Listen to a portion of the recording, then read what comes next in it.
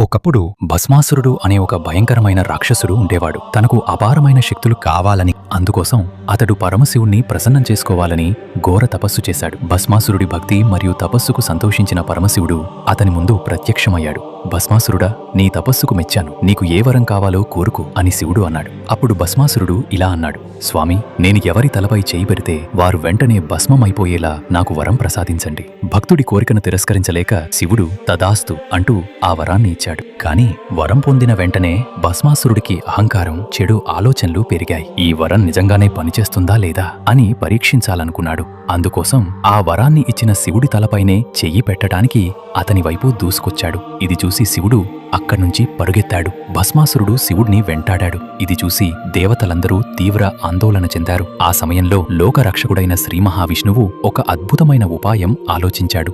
ఆయన అపూర్వ సౌందర్యవతి అయిన మోహిని రూపం ధరించి భస్మాసురుడి ముందుకు వచ్చాడు. మోహినిని చూసిన భస్మాసురుడు ఆమె అందానికి పూర్తిగా మైమర్చిపోయాడు. శివుడిని మర్చిపోయి తనను పెళ్లి చేసుకోమని మోహినిని భస్మాసురుడు వేడుకున్నాడు.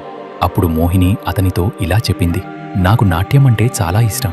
నేను చేసే నాట్య భంగిమలను నువ్వు కూడా నాలాగే తప్పులు లేకుండా అనుకరిస్తే నేను నిన్ను వివాహం చేసుకుంటాను. భస్మాసురుడు దానికి సంతోషంగా అంగీకరించాడు. మోహిని నాట్యం చేయడం ప్రారంభించింది.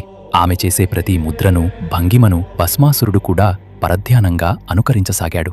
మోహిని ఒక భంగిమలో భాగంగా తన చేతిని తన తలపై పెట్టుకుంది.